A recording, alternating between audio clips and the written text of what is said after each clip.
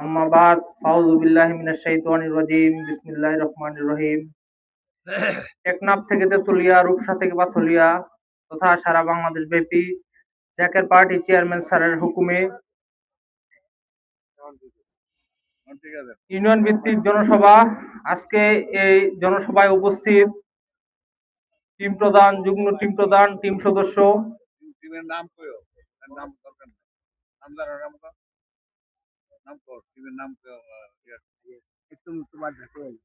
এবং সিংহশ্রী ইউনিয়নের বিভিন্ন প্রান্ত থেকে আগত আমার জায়গার ভাইরা এবং বোনেরা সবাইকে আমার সালাম, আসসালামু আলাইকুম। স্বাধীনতার 54 বছর, কিন্তু তার পূর্ব আমরা একবার স্বাধীন হয়েছিলাম 1947 সালে, আবার স্বাধীন হইলাম একবার 2024 সালে। কিন্তু এত স্বাধীনতার মাধ্যমে আমরা আসলে কি পাইলাম? আমরা বর্তমান বাংলাদেশে যে পরিস্থিতি দেখতে পাচ্ছি, দেশে যে হানাহানি মারামারি, ক্ষমতা নিয়ে ক্ষমতার লোভে মানুষ হত্যা করা, রক্তপাত করা, যে পরিস্থিতি আমরা দেখতে পাচ্ছি, আমরা তো আসলে 3বার স্বাধীনতার মাধ্যমে এই রক্তপাত কিন্তু আমরা চাই নাই, আমরা এই ধরনের স্বাধীনতা কিন্তু আমরা চাই নাই। সুতরাং যদি একটি সুন্দর এবং আদর্শ দেশ গঠন করতে হয়, তাহলে অবশ্যই একজন আদর্শ রাষ্ট্রনায়ক প্রয়োজন। আর সেই আদর্শ রাষ্ট্রনায়ক হচ্ছে জাকের পার্টির মহামান্য চেয়ারম্যান মোস্তফা আমির ফয়সাল মুজাদ্দিদি সাহেব। আমি আপনাদেরকে বেশ কিছু তথ্য দিয়ে আমি বলতে চাই, বিগত 2025 এবং 26 অর্থ বছরে বাংলাদেশের বাজেট করা হয়েছে প্রায় 7,90,000 কোটি টাকা। এই টাকা যদি সমানভাবে প্রত্যেকটি উপজেলায় ভাগ করে দেওয়া হয়, তাহলে প্রতিটি উপজেলা পাবে 1,200 কোটি টাকার মতো। যদি এই 1,200 কোটি টাকার 50% টাকাও প্রত্যেকটা থানায় সঠিকভাবে খরচ করা হতো, সঠিকভাবে বন্টন করা হতো, তাহলে এই স্বাধীনতার 54 বছরও আমাদের এই দেশের এই অবস্থা আজকে থাকতো না। আজকে দেশের এই পরিস্থিতিতে দেশের আর্থসামাজিক আর উন্নয়নের জন্য দেশকে বিকেন্দ্রীকরণের মাধ্যমে জেলা পর্যায়ে বাজেট পেশ করা উচিত এবং এই বাজেট সঠিকভাবে বিনিয়োগ হচ্ছে কিনা এটা আমাদের দেখা উচিত। আজকে যদি কাপাসিয়া উপজেলায় যে বাজেট থাকার কথা এক বছরে 1200 কোটি টাকা, যদি 3 থেকে 5 বছর সঠিকভাবে যদি কাপাসিয়ায় এই বাজেট বিনিয়োগ করা হতো, যদি প্রথম বছর যদি আমরা একটা বিশ্বমানের হসপিটাল তৈরি করতাম, দ্বিতীয় বছর যদি আমরা বিশ্বমানের একটা বিশ্ববিদ্যালয় তৈরি করতে পারতাম, আমরা তো এক হসপিটাল প্রত্যেক বছর তৈরি করব না, আমরা তো এক বিশ্ববিদ্যালয় প্রত্যেক বছর তৈরি করব না। ঠিক আমরা 3 থেকে 5 বছর পরে দেখতে পারতাম আমাদের বাংলাদেশের প্রত্যেকটা উপজেলায় বিশ্বমানের চিকিৎসা ব্যবস্থা থাকতো, বিশ্বমানের শিক্ষা ব্যবস্থা থাকতো। আজকে যদি আমি শিক্ষা ব্যবস্থার কথা বলতে চাই, এক বিশাল দুর্বিষহের কথা। আজকে প্রতি বছর বাংলাদেশে লক্ষ লক্ষ শিক্ষার্থী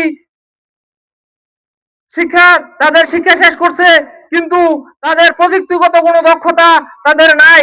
আমি একটা কথা বলতে চাই, প্রতি বছর বাংলাদেশে প্রায় 20,000 সফটওয়্যার ইঞ্জিনিয়ারিং লেভেল পড়াশোনা করে তারা পড়াশোনা শেষ করে, কিন্তু আজকে বাংলাদেশে এমন কোন সফটওয়্যার ইঞ্জিনিয়ার আপনারা পাবেন না যারা গুগলের মতো, যারা মাইক্রোসফটের মতো একটা সফটওয়্যার বানাইতে পারে। আজকে আমি একটা পরিসংখ্যানে আপনাদেরকে বলতে চাই, যে প্রযুক্তি খাত দিয়ে পশ্চিমারা আজকে এত উপরে উঠে গেছে, তাদের কাছে বিশ্বের সকল তথ্য, আমাদের মোবাইলে যত তথ্য আছে সব তাদের কাছে কুক্ষিগত আছে। তারা এই তথ্য ব্যবহার করে চাইলে যে কোনো দেশের রাষ্ট্র ক্ষমতা এবং যে দেশের রাষ্ট্রনায়ককে তারা পতন করে দিতে পারে।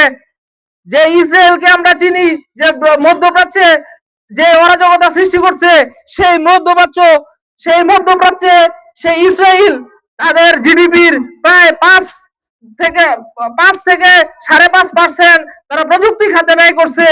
এবং আমরা উত্তর কোরিয়াকে চিনি, যারা প্রযুক্তি খাতে অনেক দক্ষ, তারা প্রযুক্তি খাতে প্রায় 4.5% ব্যয় করছে, অথচ সেখানে বাংলাদেশ ব্যয় করছে মাত্র 0.03%। সুতরাং আমরা কিভাবে আগাবো, আমরা কিভাবে একটা সঠিক দেশ করতে পারি? আজকে আমাদের সঠিক বাজেট, আমাদের যে বাজেট পেশ করা হয় তা সঠিকভাবে বিনিয়োগ করা হয় না। সুতরাং আমরা বলতে চাই, আগামীতে একটি সুন্দর বাংলাদেশ গড়তে হলে, আগামীতে একটি সুন্দর দেশের রাজনৈতিক পরিস্থিতি স্থিতিশীলতা আনতে হলে দুইটা জিনিস দরকার। একটা হচ্ছে একজন আদর্শ রাষ্ট্রনায়ক এবং আরেকজন হচ্ছে একজন দূরদর্শী, মেধাবী, চিন্তাশীল একজন রাষ্ট্রনায়ক। আমাদের সেই আদর্শবান রাষ্ট্রনায়ক হচ্ছে মোস্তফা আমির ফয়সাল মুজাদ্দিদি এবং আমাদের সেই দূরদর্শী রাষ্ট্রনায়ক হচ্ছে ডক্টর সায়েম আমির ফয়সাল মুজাদ্দিদি। সুতরাং আমি বলবো, আপনারা জাকের পার্টিতে আসেন। জাকের পার্টির যে আদর্শ আছে, বিগত দিনে আমরা কোনো মারামারি, আমরা কোনো হানাহানিতে অংশগ্রহণ করি নাই। আমাদের একটা আদর্শ আছে, আমরা এই আদর্শ বাস্তবায়নের লক্ষ্যে আমরা কাজ করে যাচ্ছি। আমি এই শ্রীমশ্রী ইউনিয়নবাসীকে উদারত আহ্বান জানাবো যে আপনারা জাকের পার্টিতে আসেন, জাকের পার্টিকে দেখেন, জাকের পার্টির চেয়ারম্যানের আদর্শ দেখেন, উনি কি করে, জাকের পার্টির সিনিয়র ভাইস চেয়ারম্যানকে দেখেন, ওনার শিক্ষাগত যোগ্যতা কতটুকু। আমি এই শ্রীমশ্রী ইউনিয়নবাসীকে এই আহ্বান জানিয়ে আমি আমার সংক্ষিপ্ত বক্তব্য এখানেই শেষ করছি। আসসালামু আলাইকুম রহমতুল্লাহি ওয়া বারাকাতুহু। ধন্যবাদ ধন্যবাদ আব্দুল আল মুরিদকে, খুব সুন্দর এবং যুক্তিসঙ্গত বক্তব্য দিয়েছেন। এখন এখন যারা বক্তব্য দেবেন আপনাদের সমস্যা নেই, সমস্যা নেই। এই ভাই বোন, এখন বক্তব্য দিবেন গাজীপুর জেলার ছাত্র ফ্রন্টের সম্মানিত সভাপতি নুরুল ইসলাম। জনাব নুরুল ইসলাম, ছাত্র ফ্রন্ট গাজীপুর জেলা, উনি আপনি আপনার মূল্যবান বক্তব্য দিবেন।